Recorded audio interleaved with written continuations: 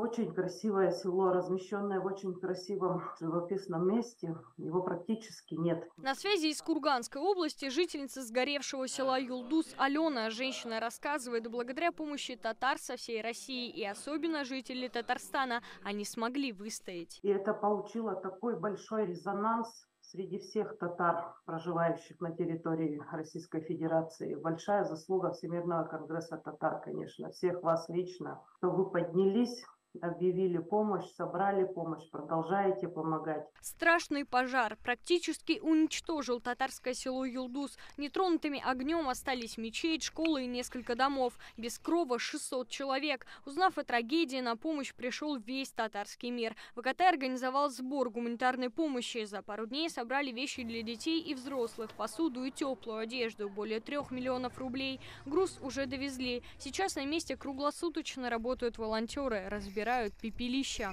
Очередной груз гуманитарной помощи отправят в село Юлдус в начале следующей недели. Вещами первой необходимости местные жители уже обеспечены. В приоритете строительные материалы. Закупить их помогут предприниматели-татары со всей России. Сейчас главная задача – отстроить село заново и восстановить историческую память о нем. Об этом говорят местные жители. Уезжать из села они не собираются. Это их историческая родина. Мечтают отстроить дома заново и восстановить утраченную ценную литературу. Во время пожара сгорела библиотека, а вместе с ней и книги об истории села.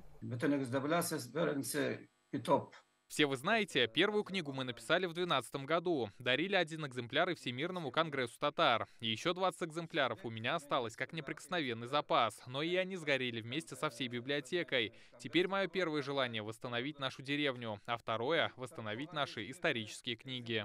Татарстан продолжит помогать жителям села Юлдус и со строительством домов, и с восстановлением документов. Население понимает то, что они не одни.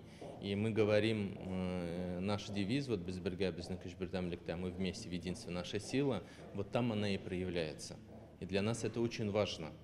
И вот та консолидирующая сила татарского народа, та системная работа, которая до этого велась, это и позволяет на сегодняшний день нам, объединившись в одно ядро, восстановить это село. 23 мая запланирована встреча вице-премьера Василия Шейхразиева и губернатора Курганской области Вадима Шумкова. Они обсудят, как именно будет оказана помощь в восстановлении села, кто будет принимать в этом участие и когда строительные работы начнутся. Алена Струминская, Данил Филатов, ТНВ, Казань.